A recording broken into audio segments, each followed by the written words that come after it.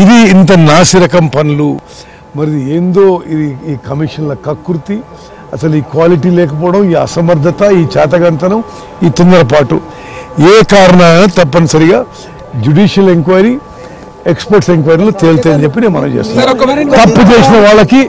తప్పు చేసిన వాళ్ళకి శిక్ష తప్పదు అని చెప్పి నేను మనం చేస్తాను.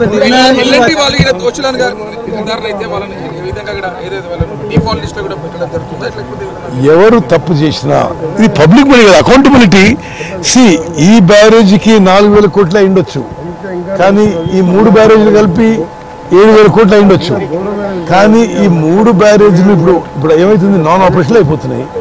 దీంతో ఆ 1,00,000 కోట్ల పెట్టుబడి నాన్ ఆపరేషన్ అయిపోయింది. అంటే తెలంగాణ ప్రజలు సంవత్సరానికి 10,000 కోట్లు ఇంట్రెస్టే కట్టాలి. ఈ ప్రాజెక్టుల మీద ఇంట్రెస్టే కట్టాలి, మళ్ళీ ప్రిన్సిపల్ కట్టాలి. ప్రాజెక్ట్ నుంచో నీళ్ళు వచ్చే పరిస్థితి. ఇప్పుడు ఒకటి డీప్గా టెక్నికల్ కారణానికి పోవడం అంటే కొంత డిజైన్ లోపం ఉండొచ్చు, కొంత కన్స్ట్రక్షన్ లోపం, కొంత ఓఎండ్ఎంలో లోపం. తప్పనిసరిగా మరి ప్రభుత్వంలో ఉన్న వాళ్ళు, అదేవిధంగా కన్స్ట్రక్షన్ చేసిన వాళ్ళు, తర్వాత ఆపరేషన్ మెయింటైన్ అందరి విషయాల్లో కూడా చేసిన తప్పుకి మరి we will hold accountable whoever is guilty. అధికారులు కూల్చేయాలని చెప్తే మీరు కూల్చేస్తారా సార్? డ్యామ్ సేఫ్టీ అధికారులు ఇప్పటికే ఒక నివేదిక మీకు ఇచ్చినట్టు నేషనల్ డ్యామ్ సేఫ్టీ అథారిటీ ఇచ్చిన రిపోర్టు పూర్తిగా అసలు ఈ ప్రభుత్వం గత ప్రభుత్వం ఇది వాళ్ళ వైఫల్యమే అని స్పష్టంగా చెప్పింది. మేము ఇంకా అంటే మేము వచ్చి అధికారులకి 15 రోజులు అవుతుంది, 20 రోజులు అవుతుంది. మేము ఇంకా ముందుకు పోయి ఇది సరైన స్టెప్ 2-3 రోజుల్లో మీరే ఏమేమి స్టెప్పులు తీసుకుంటారో మీకు తెలుస్తుంది. ఇప్పుడు టూ ఎర్లీ మాట్లాడుతున్నాము, అది ముఖ్యమంత్రి గారితో క్యాబినెట్లో చర్చించి నిర్ణయం జరుగుతుంది. రైట్, అది కూడా మేము చెప్తా. కానీ ప్రధానంగా మీరు ఏంటంటే అసలు మీ బ్యారేజ్ మీరందరూ వచ్చిన సంతోషం, ఎందుకంటే మీరందరూ హైదరాబాద్ చూసుకొని కేసీఆర్ ఓహో ఓహో అనుకుంటున్నారు.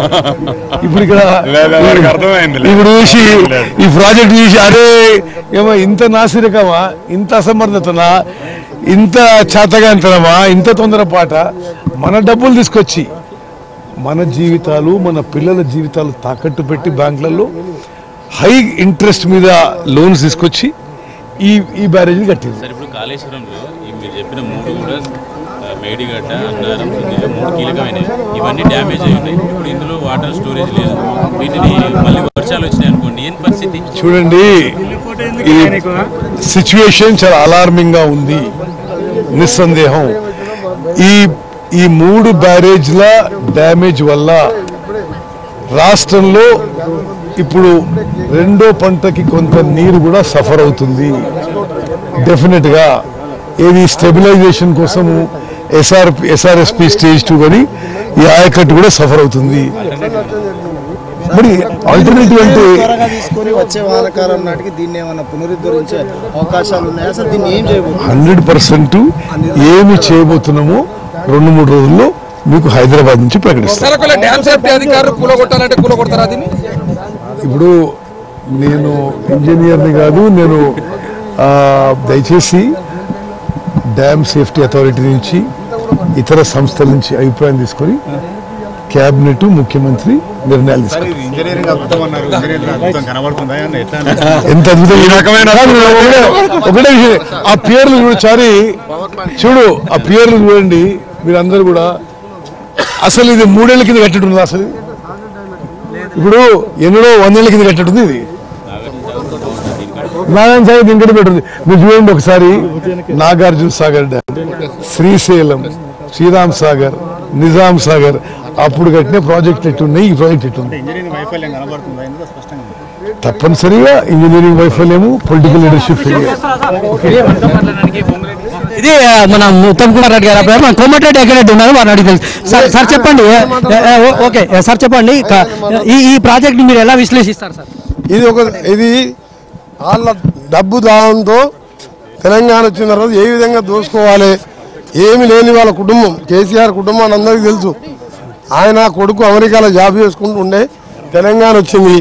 ప్రైవేట్ బ్యాంకులకు వెళ్ళి ఎక్కువ ఇంట్రెస్ట్ లోన్లు తీసుకొచ్చి ఆదరా బాదరా ప్రాజెక్టులు కట్టి ఇవాళ కూలిపోయే పరిస్థితి, మనం నడిచిన టైంకి ఇవాళ కూలిపోయే పరిస్థితి. నిన్నటి వరకు మీకు కూడా పర్మిషన్ వాళ్ళకి చూస్తారండి. మా పుణ్యాన్ని మీకు వచ్చింది పర్మిషన్, ఎప్పుడు పోతుందో తెలియదు. కాకపోతే డ్యామ్ అడ్డం వేస్తున్నారు. ఫ్లడ్స్ ఎక్కువ వస్తే ఆ వాటర్ ఆగదు, ఇది కూడా కూలిపోతుంది. ఇప్పటికీ అన్నారం కూడా ఓల్చిపడ్డాయి. సుందిల్లా అన్నారం మేడిగడ్డ 3 పోతుంది. 1,00,000 కోట్లు ఇవాళ సంవత్సరంలో కలిపేసిండు. ఎన్ని కమిషన్లు తిన్నారు, పెట్టిన మోటార్లు అసెంబ్లీ మోటార్స్. దీని మీద మా ఇరిగేషన్ మినిస్టర్ గారు రివ్యూ చేసి ఇవాళ 5 నిమిషాలు వచ్చాం.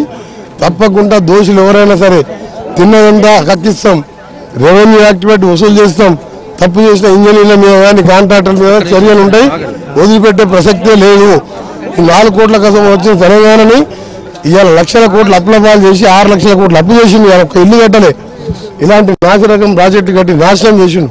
అదే తుమ్మిడిగట్టు దగ్గర కడితే 40,000 కోట్లతోని చేయవెళ్ళే వరకు ఇవాళ నీళ్ళు అందేది. ఇది ఇంజనీరింగ్ అద్భుతం అంటున్నారు, కనిపించిందా మీకు ఇంజనీరింగ్ అద్భుతం? అద్భుతంగా కనిపించింది, దోపిడీ అద్భుతంగా కనిపించింది. ఇది దోపిడీ అద్భుతం. ఆయన సేదపత్రం ఉన్నాడు, సేదపత్రం